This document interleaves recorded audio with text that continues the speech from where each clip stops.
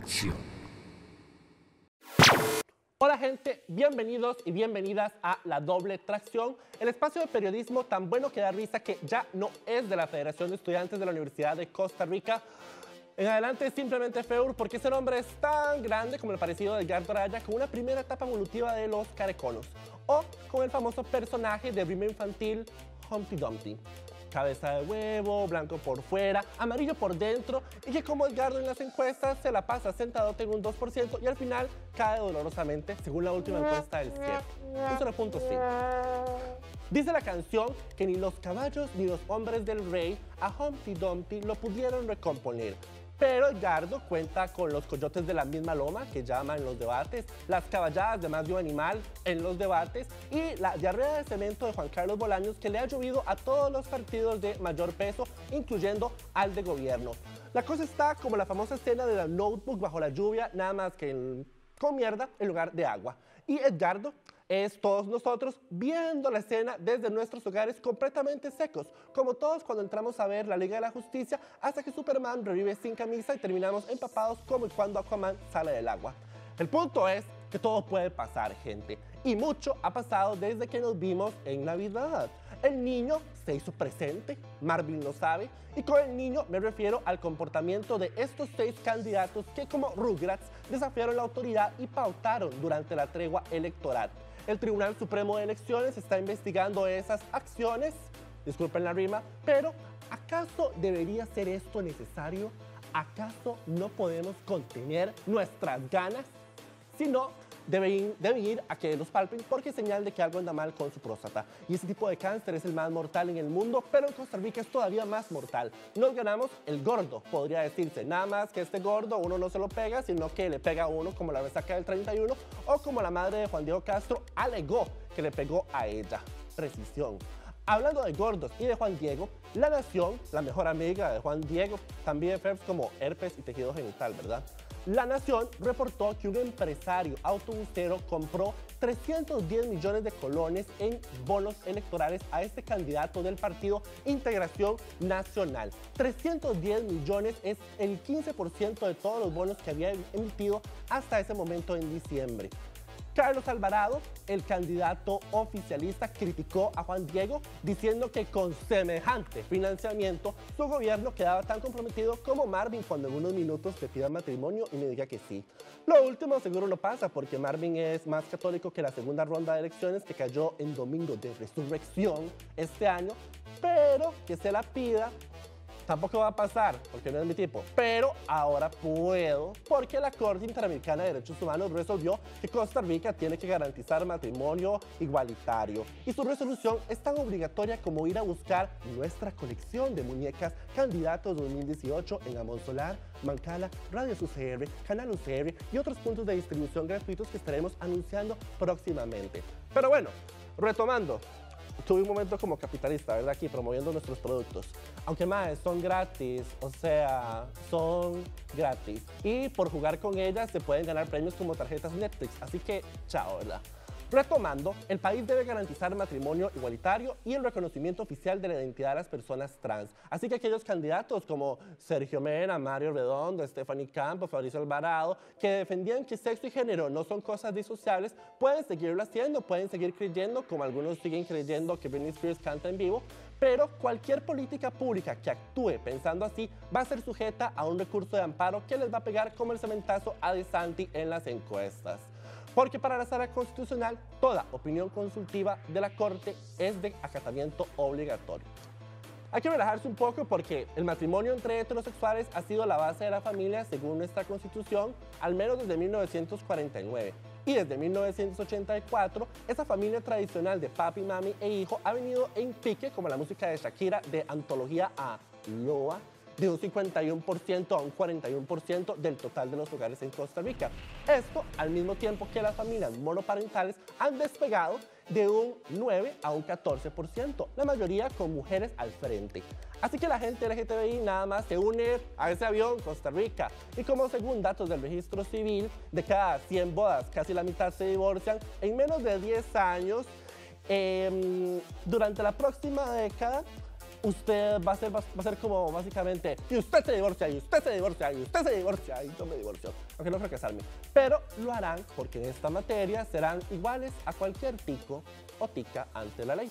En estos momentos, un montón de abogados de familia se excitaron probablemente en su zona sur porque les vibró la billetera con la nueva clientela que les espera, ¿verdad? Hablando de billetera, nunca terminé el cuento de Juan Diego Castro y los 310 millones de colones que le compró en bonos electorales a un autobusero, un empresario autobusero, el mismo que suspendió el servicio que se le concesionó como protesta porque se le rechazó aumentar la tarifa. La cosa, a resumidas cuentas, es que el candidato oficialista, Carlitos, criticó al candidato del PIN por esto y lo que respondió es que él, como la nueva Fanta esa con fruta natural, nadie la compra. Que el financiamiento es completamente legal, que tienen otros compradores de bonos, que el gobierno fue quien despidió al viceministro Sebastián Urbina por presiones de los transportistas y que comprar bonos es una mera inversión de negocios para estas personas que esperan un retorno. En las encuestas, las cosas se han movido tanto como Adele en el escenario. A la cabeza siguen ¿quién? Los indecisos, los que saben que van a votar pero todavía no se deciden por quién. Esa es mi fantasía, tener tantas opciones y no saber a cuál darle clic. Clic, ¿verdad? Su mente pervertida que saca conclusiones precozmente. Marvin, te veo a vos. En segundo lugar, hay un empate técnico entre Castro, De Santi y Pisa gracias al margen de error. De Santi fue el único de los tres en perder un punto de apoyo desde... bueno, usted tal vez piense que lo dejó tirado en la marcha por la familia. Yo creo que tal vez fue aquí cuando nos dijo que el exministro de Berrocal se estaba uniendo a su campaña y luego nos escribió Berrocal a decirnos que De Santi y los Arias no representan tanto como Donald Trump representa al ambientalismo. A estos tres le sigue el doctor Hernández, quien aumentó 3 puntos, doctor, en su intención de voto. Por dicha del doctor, entonces le puede revisar la temperatura a Pisa, que seguro subió, dado que luego de renunciar al PUSC, el doctor en la campaña anterior habló tantas bondades del PUSC como un exorcista hablaría bondades de Satanás. De quinto, Carlos Alvarado, del partido en gobierno, del PAC, quien aumentó 1 punto porcentual. Lamentablemente es lo que menos aumentó en su vida durante esta tregua, dado que su número de parejas sentimentales aumentó, se duplicó, al menos virtualmente, dado que No Coma Cuento de la Nación identificó un perfil falso de Twitter haciéndose pasar por la esposa de Carlitos. Y su número de fans en Facebook aumentó como en 5,000 fans y resto de seguidores, 5,000 y resto de seguidores, pero creen que fue un ataque de perfiles falsos que se está dando, ¿verdad? O sea, así como decía Cyber, también hay elecciones Cyber, ¿verdad? Se me ha olvidado presentarme, ¿verdad? Ante tanta hablada. Mi nombre es Ernesto Minchacón, mejor conocido como simplemente Ernie, como Cher o Madonna, pero con una billetera mucho más vacía, lamentablemente, y una zona sur mucho más rellena. Cuando el 40% del padrón electoral son jóvenes, 61% del país está decidido a votar y el resto no o no va a votar, hay que informarse, gente. Infórmense para que no se los jueguen como Selena Gómez jugó con el corazón de The Weeknd. Informarse es como el foreplay, creo que ya lo había dicho, como el foreplay y como el sexo seguro. A nadie le gusta hacerlo, pero si no, se lo pueden coger horrible, terminar con un herpes que le va a arder tanto que su zona sur le van a llamar zona roja. Nuestros hosts ya están listos, 5 jóvenes con puntos de vista tan distintos como un atuendo de Lady Gaga. Asdrúbal, tan liberal que si lo escuchan pidiendo más impuestos es que está deprimido y lo que está pidiendo a gritos es auxilio. Marvin, mejor conocido en el registro como Marvin Jesús, un joven católico, líder de un montón de grupos religiosos en Punta Arenas. Paola, nuestra host nicaragüense, costarricense, fan del Che como de los Dodgers, y la zurda, literalmente porque escribe con la izquierda, y Beatriz, apegada a los derechos humanos como Marvin a Jesucristo. Así que con esta resolución de la Corte, está, según me contó Beatriz, feliz como una lombriz. Ya se me quedó el chiste, ¿verdad? Entonces hay un cliché de la lombriz. Juntos los informamos sin succionarle la vida como para que termine siendo parte de The Walking Dead. Hoy le entramos a votar o no por un candidato según el problema que más le importe que resuelvan, One Issue Voters, migración y seguridad social, y finalmente a Carlos Alvarado, candidato oficialista, de quien después de haber divulgado tanto de su vida personal, uno lo que siente es que lo único que le queda por saber es como su fecha de concepción. Hasta que investiga y descubre que hay muchas cosas más por destapar del candidato, aquí con La Doble Tracción.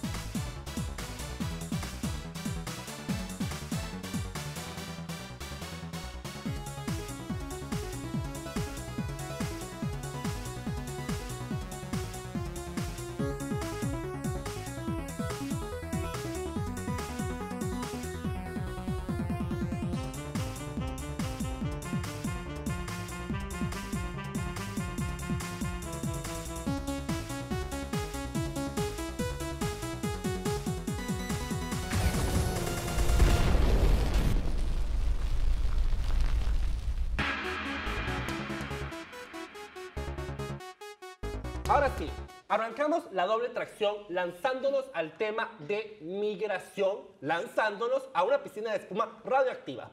En este juego de escondidas, creativamente llamado así porque las preguntas están escondidas bajo esta espuma que en realidad es tan radioactiva como yo soy Lazo. A inicios del año pasado, el diario Las Américas auguraba una campaña con retórica antimigratoria como la de Trump. Y el sociólogo Carlos Sandoval decía que del tema de inseguridad al de migración solo hay un brinco. A pesar de que muchos mitos se han ido rompiendo sobre este tema. Ya ustedes conocen las reglas, ¿verdad? Buscan estar en parejas, aquí en equipos a ambos lados míos. Una persona de la pareja puede estar buscando, nadando, sumergiéndose. No recomendaría inhalando, ¿verdad? Por favor. Porque la otra vez Marvin hizo inhalar a Asdrúbal, ¿verdad? Espuma. Sacan la pregunta, me dicen el número y la responden. Quien gana es la pareja que más respuestas logre sacar y responda correctamente. Perfecto. ¿Estamos? Listo. 3, 2, Uy, ¿dónde estará? ¿Dónde estará? Uno, mira, aquí está. Aquí, La ¿qué número leer? 11. Espera, Para el caso de la 11, población 11. penal extranjera. 12. primero. En el 2013, 9% de su población de Costa Rica era nacida en el extranjero. falso verdadero. Verdadero. Verdadero. Linda. Para el caso de la población... Guárdenlas. 11. 11. Para el caso de la población penal extranjera, los rangos de escolaridad son relativamente más altos que los de población que se Esto es falso. Es verdadero. Es verdadero. Es verdadero. Sorry. Acá está 8. En Costa Rica viven más sudamericanos que norteamericanos. 8. Ajá, En la- Costa Rica viven más. Sudamericanos que norteamericanos. Verdadero. Bien. 10. En el sistema 29 penal versus en el 25. sistema penal institucional, el 30% de la población extranjera. Falso. Es el falso. Es menos. ¿Falso es? Es menos. Es menos. Es el 16%, no el 30%. 13. En el 2010, cerca del 20% de los hogares en condición de tugurios tenían un jefe nicaragüense. Falso. ¿Cuántos eran? Ahí es una pregunta falso. Ahora verdadero. aprendiste, ¿verdad? Falso. Sexta. No era 20, era 30%. 6. 27.848 mujeres en unión libre dieron a luz en el 2016, ¿cierto? Verdadero. Las 6 del total de personas Sí, nacidas en el ya. extranjero que viven en Costa Rica, 156,000 llegaron después del 2000, verdadero. ¿La cuál? Las 6. Del total de personas. Verdadero. Es verdadero. correcto. Verdadero. obviamente. 133.000 costarricenses viven en el extranjero, la gran mayoría de ellos en Estados Unidos. Esto es correcto. No es falso. Qué bateadora, ¿eh? 2. La provincia que alberga la menor cantidad de personas nacidas en el extranjero es Cartago. Oiga, yo diría que eso puede ser verdadero. Esa gente no sale de ahí. ¿En Cartago? ¿Sí? La que alberga la menor cantidad de personas. Nacidas en el ¿Estás extranjero. seguro? Ah, la persona que alberga la menor. Chop, chop. Verdadero, verdadero, Sí, sí, es verdadero. verdadero. ¡Cartago! Un 44% de los migrantes cuenta con primaria completa o no tienen ningún nivel de instrucción en forma. Esto es falso. Es falso, son 44. 4. Los principales países de procedencia de la migración en Costa Rica son Nicaragua, Colombia y El Salvador. Verdadero. Verdadero. Pero Paola, La hemos pegado todas. de 2015 señala que el 9,6 de hogares en condición precaria tienen al menos una persona nacida en Nicaragua. ¿Esto es correcto? Verdadero. Ya se nos está acabando el tiempo, así que si tienen que nadar, tienen que nadar. La mayor cantidad de personas nacidas en el extranjero que viven en Costa Rica son nicaragüenses. Eso es verdadero. ¿Cuál número? La 7. 7. Verdadero. Verdadero. 287,000. Todas las pegamos. Última. Última es la Nadie va a nadar en 21. esto. Para el 2009 los Eso es nicaragüenses ganaban un 20% menos que los costarricenses. Falso, más. en el Eso sector es construcción. verdadero. Ok, 20. Verdadero, Acá está, totalmente. 20. En el 2016, el 13% de los inmigrantes afirmó haber sufrido discriminación. Falso, más. Verdadero, solo 13. Uy, no, hubiéramos Se dejó llevar la socióloga. Ya no. 5, 4, nadie se va a meter hasta Aquí ahora. aquí 3, aquí 2, En el 2004 Costa Rica recibió 500 millones de dólares en remesas. Esto es falso. Verdadero. ¿cómo? Es verdadero. No, No, es eso es falso. falso, Es eso es falso. falso. Desde que estaba con Chinchilla, ¿no? Yo soy el árbitro. Es falso. 684 dijo verdadero. No, es es Sí. Hermano, dura. Primero dije que era falso. ¿Y por qué Azul sigue ahí? Así no funciona el Bien, jueguito. es que sigue la cosa. Y luego, Ya, ¿por Se qué? nos acabó el tiempo, gente. Los ganadores de estas escondidas son Gracias. el equipo aquí de la derecha y la izquierda unida. ¿Quién diría? Para que se ponen de acuerdo. Hijo de pucha. O sea, tenés que confesar por eso. Pueden ver en pantalla ustedes el acumulado de quienes están más cerca de ganar esta temporada. Vamos a una pausa y regresamos a entrarle a este tema con la doble tracción.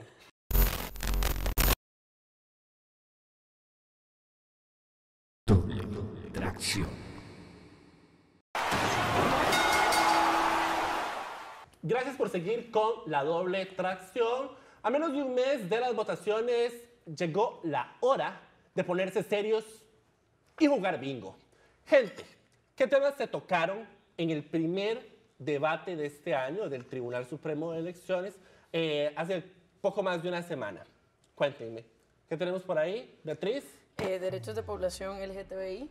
Bueno, si bien cuando se hicieron los debates no había llegado la resolución de la Corte Interamericana de Derechos Humanos y los candidatos mantuvieron sus posturas de que, bueno, pocos de ellos iban realmente a fomentar lo que era el matrimonio igualitario, sino que iban a ayudar, digamos, fomentar las relaciones de hecho o lo que son así las uniones civiles. Ajá. Stephanie Campos específicamente le hizo una pregunta a Rodolfo Hernández sobre eso. Que de hecho Rodolfo todavía no se ha pronunciado si va a acatar o no. Sí, porque la mayoría la dijo orden. que acataría, más no promovería. Exacto. Ajá, Rodolfo todavía no ha dicho, dijo que no estaba de acuerdo, lo cual es de esperarse, digamos, Mario que no Redondo resolución, brincó, ¿verdad? pero aquí dijo que iba a acatar. Pongamos eso por ahí, marcando aquí, veloz. Mota y sexo. Bueno, de sexo casi que solo las guías de educación sexual se ha hablado, pero Ajá. mota. Se habló de narcotráfico en el último debate, del debate de todos de Canal 13. El tema del Ajá. narcotráfico fue un tema que se estuvo tocando y, bueno, realmente se asoció con un tema de mano dura contra el narcotráfico, por ejemplo. Bueno, ahora, justamente esto, Otto Guevara, si mal no recuerdo, fue el que habló de esto, de Exacto. lo del narcotráfico, que lo asoció también a otra cosa de la mano dura, ¿verdad? Él habló de mano dura no solo en relación a lo del narcotráfico, por supuesto, pero también lo asoció al tema de migración, que me parece un tema muy importante que no hemos discutido, casi no lo logro. Ahora, ya en la recta final de la carrera electoral, candidatos como Otto Guevara han visto con buenos ojos cosas como que nacer en suelo tico no otorgue nacionalidad tica. Otros como De Santi han dicho que la apertura a la migración tiene un freno y eso es la absorción del mercado y de la seguridad social. A Juan Diego Castro se le ha comparado con Trump, por ejemplo, pero él ha dicho que lo único que tienen en común es respirar. Y bueno, el dedito aquí que hacen, ¿verdad? El dedito. Ustedes, gente, y allá que nos ven, con 385,000 migrantes en Costa Rica, según el último censo del INEC, y el 75% siendo nicaragüenses, ¿hasta dónde es la migración un problema? Empecemos por un problema para la seguridad social de este país. Es un tema delicado, ¿verdad? Porque lamentablemente, pero yo no lo atacaría como un problema más de población o de nacionalidad, sino que me iría a los sectores vulnerables, ¿verdad? Porque más que todo los migrantes que tenemos en Costa Rica, que no quiero generalizar, pero bueno, provienen de Nicaragua y vienen a Costa Rica tal vez a tener un sistema de vida que le permite tener un salario adecuado y luego después de un tiempo vuelven, por decir, a su patria con más de lo que en ese momento hubiesen dado. Digamos que la hora de un peón en Nicaragua se le pague 1,000 colones y en Costa Rica se le pague 10,000 colones. ¿Verdad? Entonces es un cambio muy, muy significativo y cuando vas y compras un yogur tal vez de Los Pinos, en Nicaragua te cuesta 300, 250 colones, cuando acá te cuesta 700 colones, ¿verdad? Yo quisiera aportar, digamos, algo por el programa que tiene esta perspectiva tan social, ¿verdad? Y también de educación hacia todos. Primero tenemos que entender, digamos, que la persona migrante no es una persona ilegal, es una persona irregular. Es decir, que no está dentro del país con todos los papeles, ¿verdad?, que le permite la nacionalidad y por lo tanto hacer goce y disfrute de muchos derechos y deberes que tenemos nosotros como ciudadanos del país. Esto no implica que esa persona como persona tenga derechos humanos. Es la perspectiva que hemos olvidado en cuanto... ¿Cómo fue? Eso no implica que tenga derechos humanos. que no sí, tenga. que no tenga. Ah, sí, claro, Sí, exacto. exacto. Ay, sí, porque... Pero eso yo Creo lo que digo. te comiste una palabra. Ay, yo creo No, que... no, si lo dije bien. Y yo como, no, yo como todos. Bueno, entonces vamos a ver, devolviendo. Ajá, Eso pero no que tiene implica derechos que la humanos. persona... Yo le ¿verdad?, agrego no algo a tenga eso que vos derechos acabas de humanos. decir, asociándolo con el tema de la seguridad social, Ajá. y ese es su impacto acá. Para mí, esto, más que un problema de los migrantes, para mí es un fallo del propio Estado. Y está asociado con el tema de que precisamente esa irregularidad que estabas mencionando está asociada con la informalidad, y la informalidad dentro de la economía. Evidentemente, por la universalidad que tiene la Caja de Seguro Social, que puede ser algo cuestionable, que hemos hablado en otros programas, para que eso se financie tienen que haber cuotas obrero-patronales, eso es una realidad. Y lo que pasa a veces con la población migrante es que precisamente por estar en una condición de irregularidad están en el sector informal de la economía. Entonces, entre más grande es el sector informal de la economía y mucha de esta población migrante es parte de este sector informal, más ausencia de recursos va a haber para la seguridad social y evidentemente la ausencia de recursos puede tener un impacto al fisco. Pero Nuevamente, también a mí me eso, parece digamos, que... esa condición de irregularidad y de vulnerabilidad ha ayudado a ciertas transnacionales y ciertas poblaciones a que ganen más dinero sobre esa condición. Por ejemplo, el caso de porque las... no de las- podemos de olvidar las- que una de las razones por las que hay tanta migración hacia Costa Rica es por el Estado benefactor. ¿Qué es lo que pasa? En el resto de América Latina hubo tantas dictaduras y con el ajuste estructural esos derechos se perdieron. Y hoy Costa Rica tiene que ir a defender esos derechos. Y eso pasa por defender a la población migrante. Pero, es Paola, linda. veniste candente de tu viaje a Argentina. ¡Qué bárbara! Hijo de pucha, Sí, pero querida. lo que pasa es que... Claro, ¿Qué no. pasa? Porque soy Vea, migrante. yo sí quiero Claro, agregar claro. una cosa, que primero te secundo por completo lo que dijiste y además que hay muchos mitos que aquí hay que esclarecer, Por ¿verdad? supuesto, y falacias Porque que digamos, se gracias a investigaciones académicas, muchas de estas asociaciones o anclas que se han hecho de que la migración es causal también de inseguridad. La inmigración es también causal de desempleo. La migración es también causal de que no rindan, de que sea una relación parasítica donde chupan las ayudas sociales del país.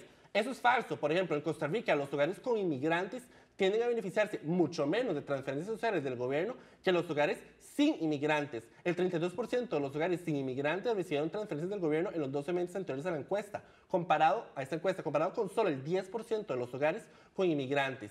Población penal institucional, que también es muy importante, que la gente dice, bueno, es que vienen a robar, vienen a delinquir, un montón de personas. Más migración significa que van 16% de la población penal al 2011 eran extranjeros. Extranjeros, lo cual no quiere decir que todos son nicaragüenses, ¿verdad? Claro. Que Empezando nada más por ahí.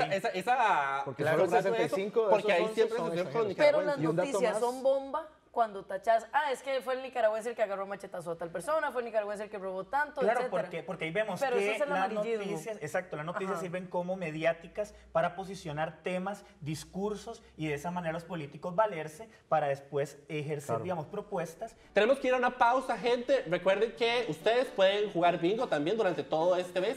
Cada host hizo un cartón para que ustedes elijan con cuál jugar en Facebook. El mío está pésimo, honestamente, no lo usen. Y vayan marcando en línea los temas que van tocando en los debates. Créanme, es una forma de no distraerse durante 2 o 3 horas de estos candidatos que rápidamente vuelven aquella vara en una película bien mala de Semana Santa, sin ofender, Marvin. Si hacen bingo, suban un pantallazo a nuestras redes sociales y podrían ganarse una bolsa de regalos. Ya venimos.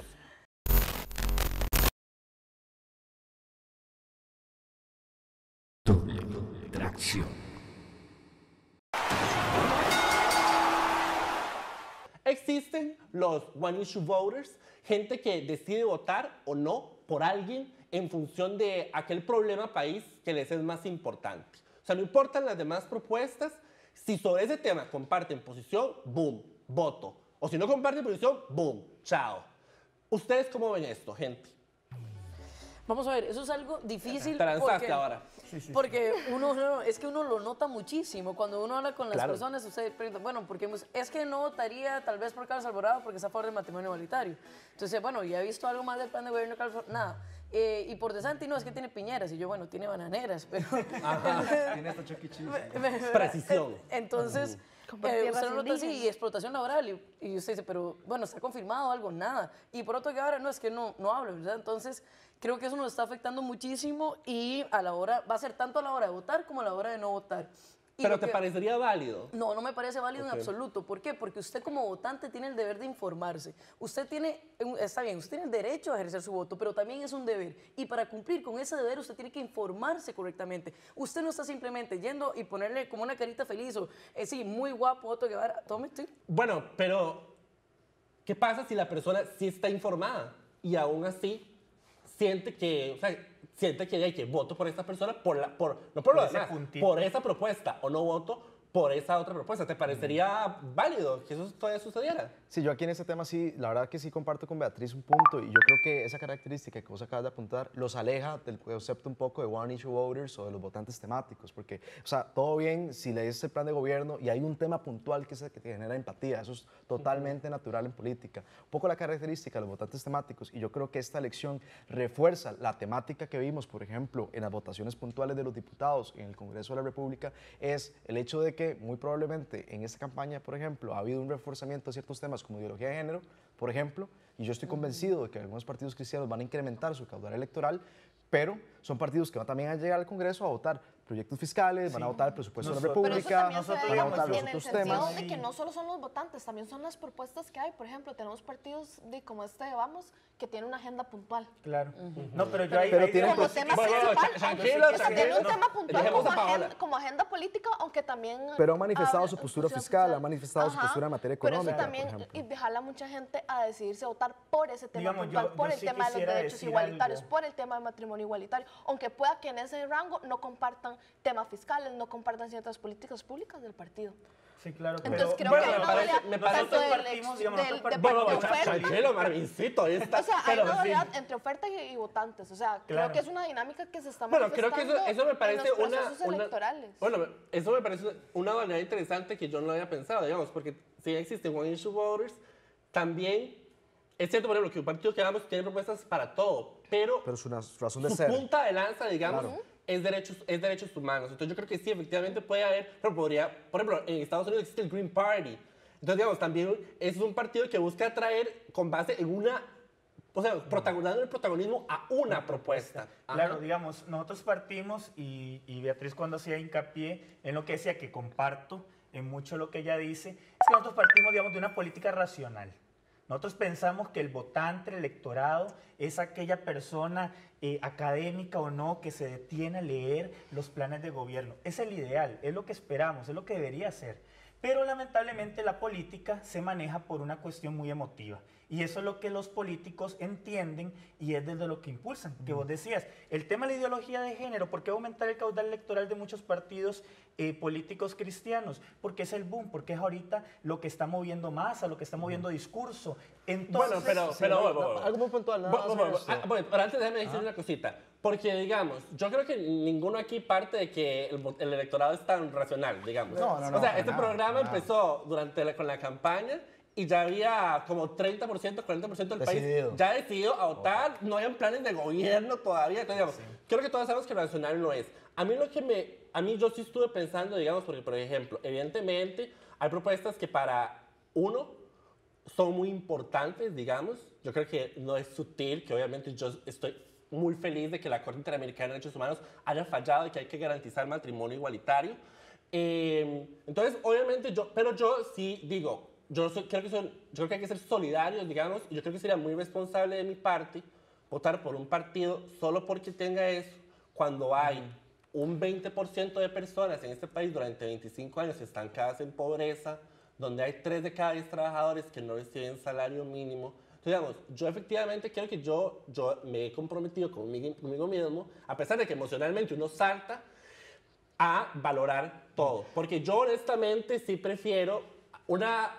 sí. O sea, que mi voto lo al veo menos, más digamos, balanceado. Puntual porque yo es al menos relacionado con sí- esto sí y lo que quisiera, estaba diciendo digamos, vos, aclarar, Marvin. no Tal vez un dije, minuto. Pero deja digamos, Asdrúbal para... Nada más un minuto porque está relacionado con lo que ambos estaban diciendo. Y es que yo trasciendo la parte de la emotividad y más bien veo la otra cara de la moneda. Y está asociado con lo que Pablo estaba diciendo de cómo surgen esos partidos. También esos partidos políticos, conocidos como partidos movimiento, surgen como una ausencia de representatividad de esta También. sociedad dentro de los partidos tradicionales. Ese fenómeno que se da en Europa. Es más, incluso llega un punto donde la representatividad no solo sobre agendas puntuales, sino incluso sobre la representatividad del poder político. Entonces, por ejemplo, vimos el caso del Partido Pirata, por ejemplo, que logró sumar muchos votos en diferentes países europeos, al punto de que incluso en el caso de Alemania logró entrar al Parlamento Federal, sacando el Partido Liberal Demócrata, que desde el año 50 nunca se había quedado por fuera. Entonces, Ok. claro, el tema de la representatividad, a lo que voy, es que, y el tema del Partido Movimiento, es que también son partidos que surgen un poco más como movimiento de bases, surgen como movimientos civiles asociados con otras organizaciones no gubernamentales que de una u otra forma ven en el espacio de la participación electoral una forma de materializar y llevar a la práctica estas propuestas Claro. políticas. Digamos, y era lo que iba a intervenir. Cuando dije, digamos, que es un ideal y es, al menos no digo que el programa o nosotros lo pensemos, porque creo que aquí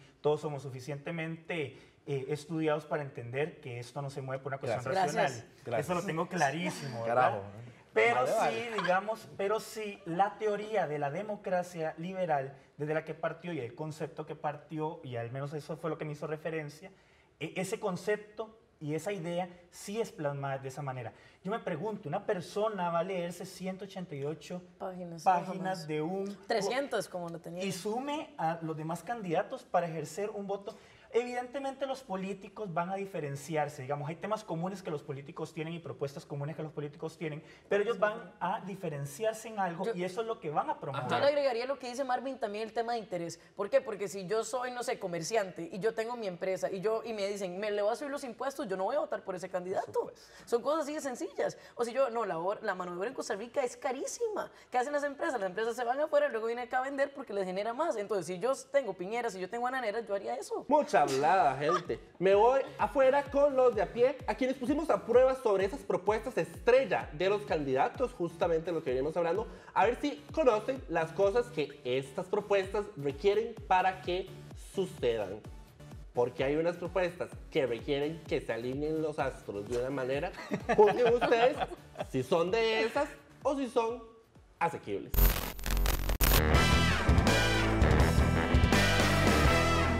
Rodolfo Hernández, del Partido Republicano, el doctorcito. Ajá. Propone crear 200.000 empleos. ¿Real como mi pelo o falso como Santa Claus? Falso como Santa Claus. Real como mi pelo, propone 200.000. Sergio Mena, del partido Nueva Generación, propone asegurar la participación juvenil en los espacios políticos de más alto nivel. ¿Esto es real como mi pelo o falso como Santa? Ya, no sé. Falso. Esto es real como mi pelo, sí lo propone, sí lo propone. Edgardo Araya, lo conocen, del Frente Amplio. ¿Ok? Él propone la renta mundial, que es básicamente que no importa el país donde se genere el dinero, se tributa en Costa Rica y no en el país donde se generó. ¿Eso es real como mi pelo o falso como Santa Claus? Me imagino que falso. Ni idea. Por decir algo falso. No sé. Diga, Falso, diga. digamos. No, es real como mi pelo, sí lo propone. Otto Guevara, ¿lo conoces? Otto Guevara, del Movimiento Libertario, dice que es posible superar el déficit fiscal sin nuevos impuestos. ¿Eso es real como mi pelo o falso como Santa Claus? Falso como Santa Claus. No, es real como mi pelo, sí lo dice eso, Otto. Óscar López, ¿lo conoce? El candidato que es nominante del Partido Accesibilidad sin Exclusión. Seguro que sí. Asienta y diga que sí. Él propone la explotación turística y agropecuaria de los territorios indígenas. ¿Falso como Santa Claus o real como mi pelo?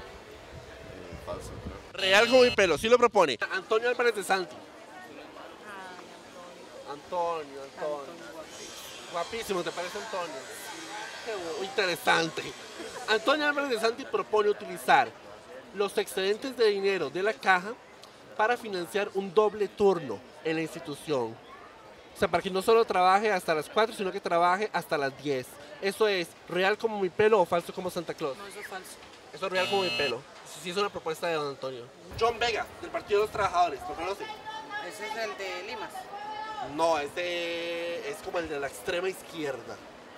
Él propone suspender el pago de la deuda externa, no pagarle a quienes les hemos pedido prestado. Falso como Santa Claus, ya me lo pegó. Falso como Santa Claus o real como mi pelo. Real como su pelo. Falso como Santa Claus. Real como mi pelo. Rodolfo Pizza, ¿lo conoce? Rodolfo Vito Pizza. Sí, claro, sí. Aspirante a la presidencia por ese partido Unidad Social Cristiana. Muy bien. Él propone construir un circuito de metro completo. ¿Eso es real como mi pelo o falso como Santa Claus? ¿Qué le dice? ¿Qué le dice? Es falso porque es otro candidato el que lo propone, ¿no? No, es falso porque él no propone un circuito completo. Él propone una primera línea, la primera línea de metro. Mario Redondo, ¿lo conoce? No te preocupes, no, yo tampoco. Mario Redondo, de Alianza Demócrata Cristiana, propone como solución a la pobreza abrir más puertas a empresas privadas y emprendedores. ¿Eso es falso como Santa Claus o real como mi pelo? Real como su pelo. Real como mi pelo.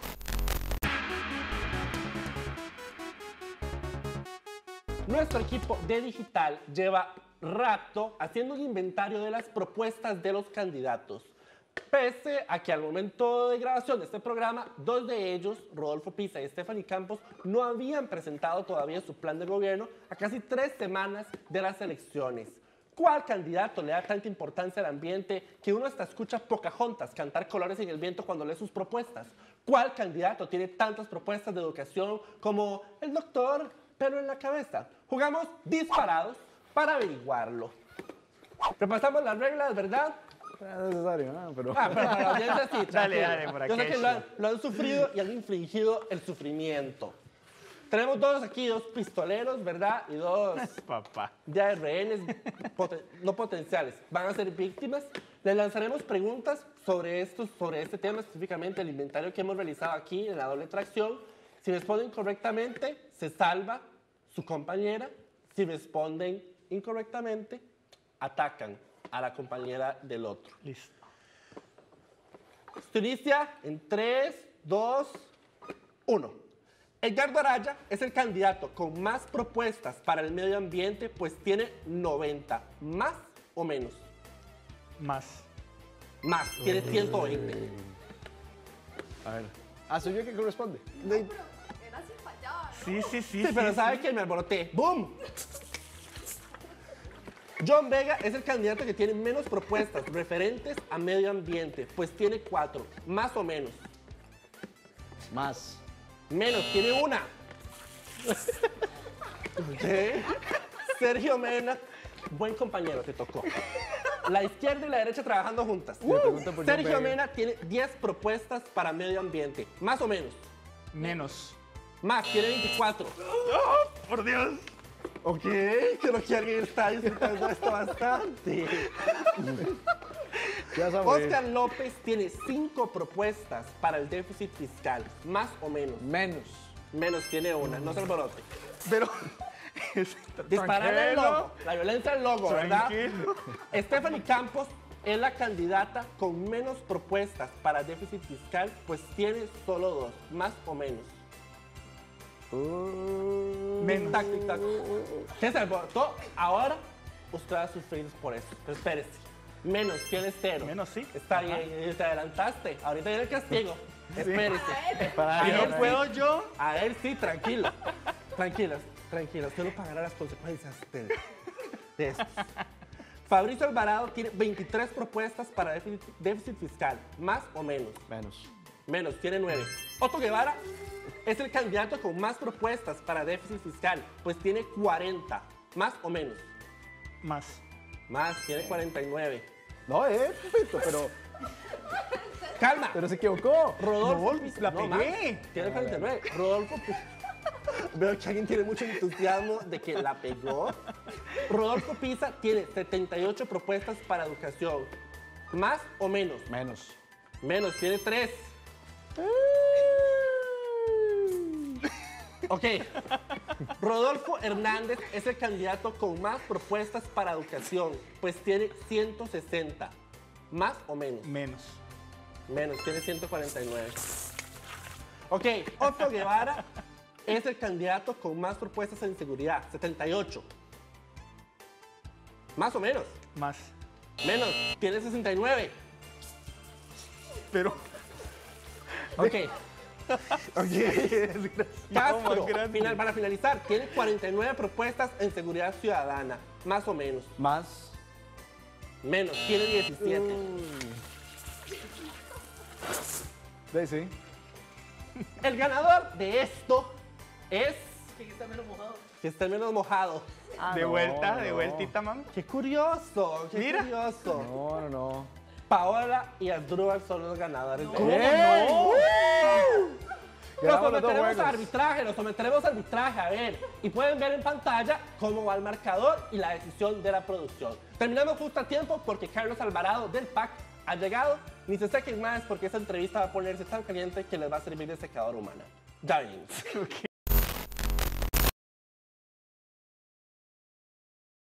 Doble tracción.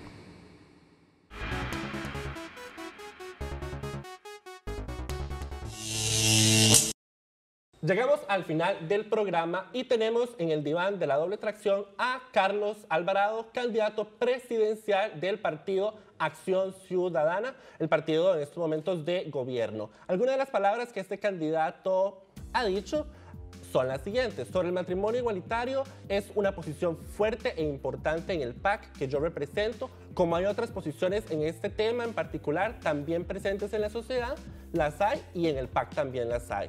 Refiriéndose a dos de sus candidatos a diputado que no comparten la propuesta, era que decía esto. Otra frase es ineludible pasar del impuesto de ventas al impuesto de valor agregado. este tributo tiene que subirse de un 13 a un 15%. Sobre el proyecto de ley antinepotismo, una palabra fancy para que los diputados no puedan nombrar parientes como funcionarios, él dijo, este proyecto debe avanzar en aras de la transparencia, el control y disciplina laboral y credibilidad del poder legislativo. Y en un audio filtrado dijo, cómo teniendo esta oportunidad transformadora en muchos campos donde se lograron saltos importantes, cualitativos y donde falta más por hacer, esto nos viene a afectar en un momento importante, refiriéndose a la ahora ex viceministro a quien el presidente no le pedía la renuncia pese a cuestionamientos por el cementazo. Carlos Alvarado, bienvenido a La Doble Tracción, ¿todo bien? Hola, todo bien, un gusto estar acá con ustedes. Eso, así me gusta. Así me gusta. Joven, ¿verdad? Un poco infantiles ahorita, pero bueno. Don Carlos, hablemos sobre este proyecto de nepotismo, que usted envió una comunicación a la Asamblea Legislativa pidiendo que se aprobara, como diciendo, gente, por favor, un poco de glamour. Usted pidió a los diputados que aprobaran este proyecto, sin embargo, también entre los diputados que usted puede elegir a dedo, usted eligió a Víctor Morales como candidato a diputado en el segundo lugar por San José, un funcionario que fue destituido como ministro de Trabajo en el 2016 justamente por nepotismo. Entonces, o sea, ¿qué congruencia hay entre pedir que se apruebe un proyecto antinepotismo y nombrar, entre los que usted puede nombrar justamente, que es un número limitado, a alguien que renunció por esa causa? Claro, eso es importante porque en efecto renunció. Cuando se vio que había sido un error, Víctor Morales Mora, quien es mi jefe de campaña y es candidato a diputado y que es de mi absoluta confianza, pero al ver que se había hecho ese nombramiento de una asistente que era familiar, él renunció. ¿Por qué? Porque dijo, me equivoqué, esto es un error, esto no hay que hacerlo. Y él rápidamente dijo, renunció. Ojo, era el ministro de Trabajo en aquel momento y estaba haciendo un excelente trabajo, casualmente en esa cartera. Luego yo pasé a tomar esa posición de ministro de Trabajo y logré coronar cosas como renegociar las convenciones colectivas con Habdeba, Recope, a la baja, que es un logro de ese país, que él inició. Venía haciendo un gran trabajo, pero al encontrar ese error, no hubo que hacer un gran proceso. Él dijo, me equivoqué, me voy. Claro, pero ¿usted cree que eso le da confianza al electorado de que todas las personas que usted pudo elegir para un puesto tan importante como un segundo lugar, digamos, uno esperaría que es algo como un puesto seguro para este candidato? ¿Usted cree que eso le genera confianza de que todos los que usted pudo elegir, usted pusiera a alguien que justamente, pues, incurrió en nepotismo, que es algo que usted a la vez critica? Y por eso él mismo, reconociéndolo, se fue. Eso es la gran diferencia. ¿Pero le generará confianza al electorado? Yo creo que está puesto ahí para que el electorado lo decida. Otras cosas que ha hecho Víctor, por ejemplo, cuando fue antes ministro, él facilitó que una ley tan importante como la Ley de Protección al Trabajador fuera una realidad. Eso habla de alguien que logró concertar a sindicatos, a empresarios y al gobierno para sacar algo positivo. Él fue artífice de eso. O incluso, otra cosa que me han cuestionado, a Víctor lo sancionaron siendo alcalde. Y me dice, es que usted puso un alcalde cuestionado. ¿Saben por qué lo sancionó? Porque había un muro de contención que se estaba cayendo. Y él fue con la municipalidad y hizo el muro de contención para que no le cayera encima a la casa de una adulta mayor. Y lo condenaron porque eso no era competencia municipal, era competencia del CONAVI. Pero él fue y actuó para defender a aquella señora. Entonces lo condenaron por haber usado mal fondos de la municipalidad. ¿Eso qué me dice a mí de alguien que está dispuesto a asumir las responsabilidades de sus actos en pos de lo que cree? En ese caso era creer en proteger a la adulta mayor y en el otro caso dijo, me equivoqué, me voy. Hablando de contradicciones, en agosto del 2014, durante el discurso de los primeros 100 días, el presidente Luis Guillermo Solís criticó al país porque se contaba con 2,1 mil millones de dólares sin ejecutar, diciendo que tenemos el Estado más ineficiente en cuanto al manejo de préstamos para el desarrollo. No obstante, su administración, de acuerdo con una publicación del 9 de noviembre del 2017 de la República, dice que le dejará al próximo mandatario 2,3 mil millones de dólares de créditos externos que no se ejecutaron durante los últimos 4 años. Dada la contradicción en esta administración del PAC, ¿cómo usted, en su eventual gobierno, solucionaría los problemas para utilizar estos fondos? ¿En qué se diferenciaría? Bueno, uno, yo pongo mi récord en la función pública, tanto en el IMAS como en el Ministerio de Trabajo.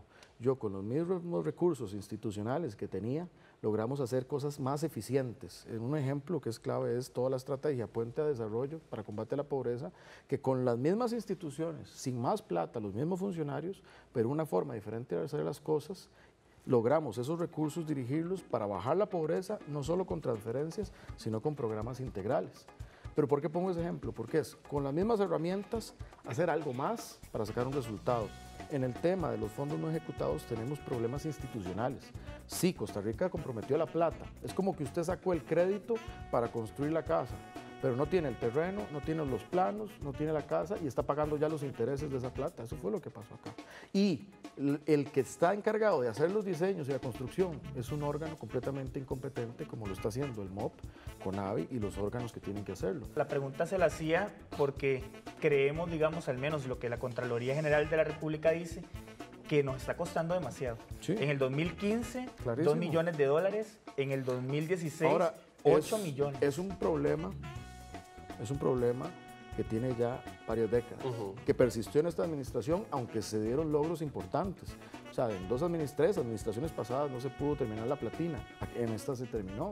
Similar Claro, el pero puente estos fondos, González digamos, Flores. eran destinados para otros Por proyectos supuesto. concretos Eso es y algo tampoco le donde hay, hicieron nada. donde hay que profundizar y Ok. coronar. Ahora, usted mencionaba lo de transporte y aquí al Drubel siempre se le olvidan las llaves del carro. Entonces, a él le asignamos la pregunta de transporte. Ya se le ha olvidado las llaves del carro, la computadora, lo único que no ha dejado aquí. Porque es un buen peatón. Hasta la dignidad a veces se ha caído aquí en este Sí, programa. sí, sí. Es ese tipo de mira que programa. el tema del transporte, ahora se mencionaba, por ejemplo, la ineficiencia de parte de CONAVI, del MOP y estas instituciones con la implementación de planes que están todos puestos en el papel para ser implementados. Evidentemente problemas heredados de otras administraciones, pero que este gobierno tuvo la posibilidad de hacer cambios al respecto. Usted ahora en campaña en redes sociales criticó fuertemente las fuentes de financiamiento de Juan Diego Castro de su campaña, en referencia a la compra de los bonos de su partido de parte de un empresario autobusero. Sin embargo, esta administración, de la cual usted ha dicho que hay que profundizar un poco el modelo y el cambio de política que se ha dado en esta administración, designó de viceministra de Transportes a Lisa Castillo, que fue asesora por muchísimos años, creo que más de 6 años, para el sector autobusero, e incluso sepultó el plan, el estudio que se había hecho de parte del TEC de implementación de la sectorización solicitado por este propio gobierno en el año 2015. Entonces, ¿por qué es ese tema? Es una preocupación del PAC y esta administración tuvo la oportunidad de implementar una sectorización integral, como la propia diputada Marcelo Guerrero lo ha denunciado. Del PAC. Del PAC, exactamente. Entonces, ¿qué cambiaría en una administración suya cuando esta administración cedió ya los intereses de los autobuseros? Esto aplica, yo creo que para muchos campos, y es un tema general. Lo primero que quiero decir antes de entrar a eso, hay cosas que se han hecho bien, muy bien, y superior a como se venían haciendo antes. En el tema de movilidad y transporte, por ejemplo, hoy, gracias a la gestión de esta administración, hay un diseño, una prefactibilidad y precalificación para un tren eléctrico interurbano. Eso no existía en el 2014, eso no estaba, eso hoy está. Y a mí me permite decir, en un próximo gobierno, en el año 2021, para el Bicentenario, tendremos un tren eléctrico. Eso es bueno. En sectorización, no avanzamos. Y eso es malo. Y ahí sí, probablemente es un error, probablemente no, es un error de estos años. Debimos haber avanzado más y no se hizo. Ahora, yo tengo autoridad moral para cuestionar esos financiamientos. ¿Por qué? Porque dependerá mucho de la independencia del gobierno y de la alianza con los ciudadanos para decir, muchachos transportistas, esto hay que cambiarlo sí o sí de raíz. Con otra ventaja, también en el año 2021 se vencen los permisos y las concesiones de las líneas. ¿Qué garantía hay? Vamos a ver. Uno, mi financiamiento, porque yo no tengo compromisos de nada en eso. Yo voy a ir a hacer lo que es importante para los costarricenses. Dos, que lo estoy diciendo aquí, porque entonces la próxima vez que venga el programa, ustedes me pueden decir, vea, vamos a ponerle la grabación donde usted se comprometió con la sectorización y ya es 2018, 2020 y usted no ha hecho nada. ¿Qué pasó? Y yo tengo que rendir cuentas. Pero yo me estoy comprometiendo a hacer eso por un tercer punto, y ese es el más fuerte y es el aliado que no hemos activado para hacer esto, es que la gente ya está harta, está hastiada, porque nosotros tenemos el talento, la visión para hacer cosas maravillosas, pero no podemos resolver nuestro transporte público, que es un tema de ordenar. Bueno, usted ya nos auguró entonces, es como un oráculo, porque ya nos auguró la segunda temporada de La Doble Tracción. Ah, bueno, eso ve, yo les agregué, y yo auguré la segunda temporada del Gobierno del PAC. Imagínese. Buen twist, buen twist. Bueno, don Carlos, en el plan de gobierno usted tiene varios ejes. Entre los ejes vienen 53 temas en específico. De esto yo revisé las propuestas y hay casi que 35, alrededor de 35 propuestas que necesitan pasar por Asamblea Legislativa, que tocan temas muy esenciales como son los temas de tributos, temas de comercio, reformas a leyes. La mayoría de las propuestas en temas de ambiente necesitan pasar por Asamblea Legislativa. Entonces la pregunta en concreto es, ¿qué viabilidad nos garantiza o tienen esas propuestas si ya el Tribunal Supremo de Elecciones dijo que al menos 25 fuerzas políticas van a estar en esta asamblea? Podrían llegar a la a Asamblea estar. Legislativa. Sería la Asamblea Legislativa más fragmentada que hayamos tenido. Ok, varias cosas con eso. Para casi todas las áreas, yo pedí en el plan, y así lo llevo, tiene que haber un plan.